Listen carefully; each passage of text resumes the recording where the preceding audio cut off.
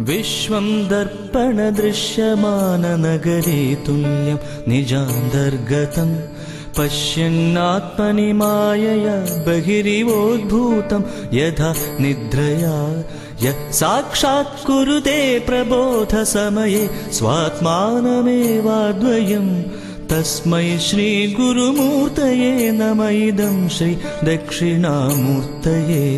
विश्वं दर्पणदृश्यमाननगरे तुल्यं निजान्तर्गतं पश्यन्नात्मनि मायया बहिरिवोद्भूतं यथा निद्रया यः साक्षात् कुरुते प्रबोधसमये स्वात्मानमेवाद्वयं तस्मै श्रीगुरुमूर्तये नमः इदं श्रीदक्षिणामूर्तये।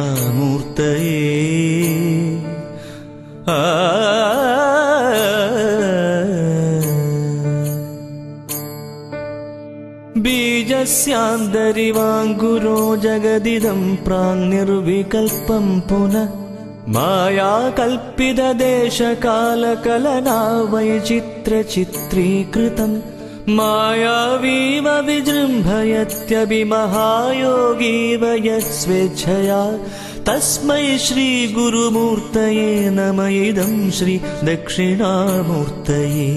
बीजस्यान्तरिवाङ्कुरो जगदिदं प्राङ्निर्विकल्पं पुनः मायाकल्पितदेशकालकलना वैचित्र्यचित्रीकृतम् मायावीव विजृम्भयत्यभिमहायोगीव यस्वेच्छया तस्मै श्रीगुरुमूर्तये नमः इदं श्रीदक्षिणामूर्तये।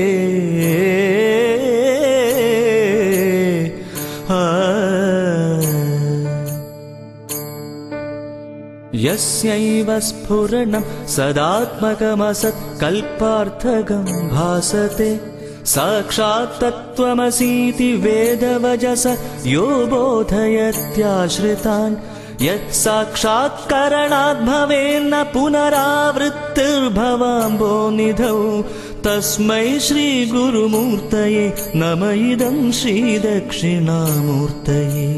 यस्यैव स्फुरणं सदात्मकमसत्कल्पार्थकं भासते साक्षात् तत्त्वमसीति वेदवजस यो बोधयत्याश्रितान् यत् साक्षात्करणात् भवेन्न पुनरावृत्तिर्भवाम्भोनिधौ तस्मै श्रीगुरुमूर्तये नमः इदं श्रीदक्षिणामूर्तये।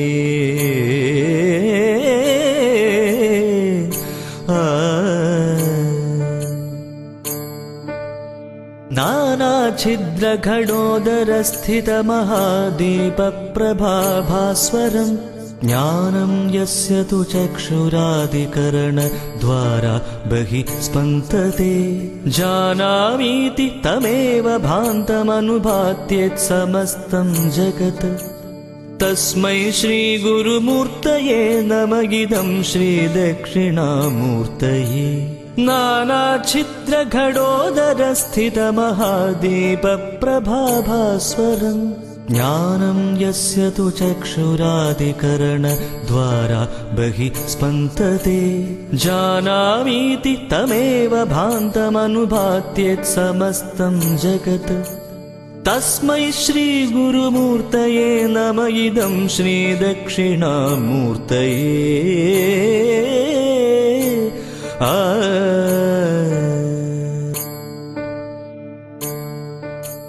देहं प्राणमपीन्द्रियाण्यपि चलं बुद्धिं च शून्यं विदु त्रिबालान्धजडोपमास्त्वहमिति भ्रान्ता भृशं वादिन मायाशक्तिविलासकल्पितमहाव्यामोहसंहारिणि तस्मै श्रीगुरुमूर्तये नमः इदं श्रीदक्षिणामूर्तये।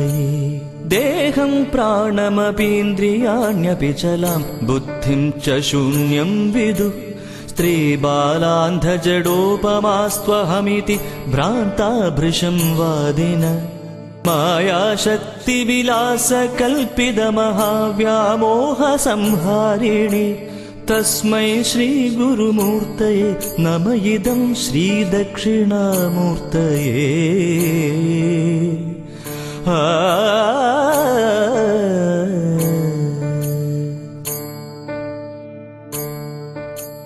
राहुग्रस्तदिवाकरेन्दु सदृशो माया समाच्छादनात् सन्मात्रकरणोपसंहरणतो यो भूत्सुषुप्तः पुमान् प्रागस्वाप्समिति प्रबोधसमये यः प्रत्यभिज्ञायते तस्मै श्रीगुरुमूर्तये नम इदं श्रीदक्षिणामूर्तये। राहुग्रस्तदिवाकरेन्दुसदृशो माया समाच्छादनात् सन्मात्रकरणोपसंहरणतो यो भूत्सुषुप्तः पुमान् प्रागस्वाप्समिति प्रबोधसमये यः प्रत्यभिज्ञायते तस्मै श्रीगुरुमूर्तये नम इदं श्रीदक्षिणामूर्तये।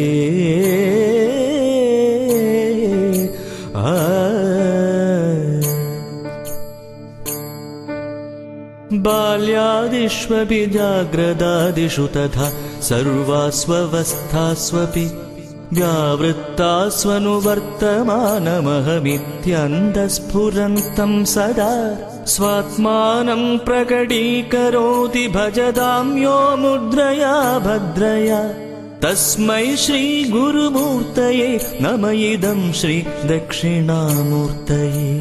बाल्यादिष्वपि जाग्रदादिषु तथा सर्वास्वस्थास्वपि व्यावृत्तास्वनुवर्तमानमहमित्यन्तःस्फुरन्तं सदा स्वात्मानं प्रकटीकरोति भजतां यो मुद्रया भद्रया तस्मै श्रीगुरुमूर्तये नम इदं श्रीदक्षिणामूर्तये।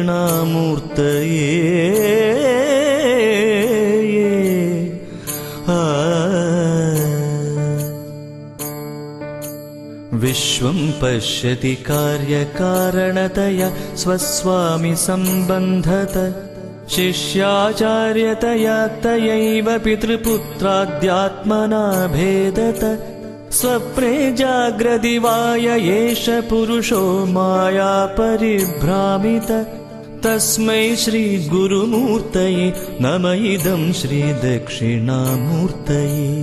विश्वं पश्यति कार्यकारणतया स्वस्वामि सम्बन्धत शिष्याचार्यतया तयैव पितृपुत्राद्यात्मना भेदत स्वप्ने जाग्रदिवाय एष पुरुषो माया परिभ्रामित तस्मै श्रीगुरुमूर्तये नम इदं श्रीदक्षिणामूर्तये।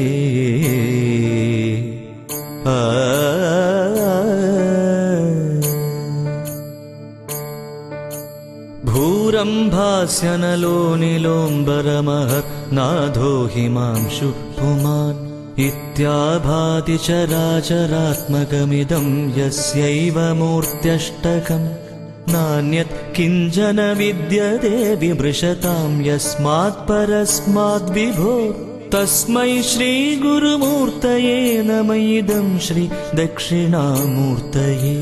भूरम्भास्यनलो नीलोऽम्बरमहर्नाथो हिमांशु पुमान् इत्याभाति चराचरात्मकमिदं यस्यैव मूर्त्यष्टकम् नान्यत् किञ्चन विद्यते विमृशतां यस्मात् परस्माद्विभो तस्मै श्रीगुरुमूर्तये नम इदं श्रीदक्षिणामूर्तये।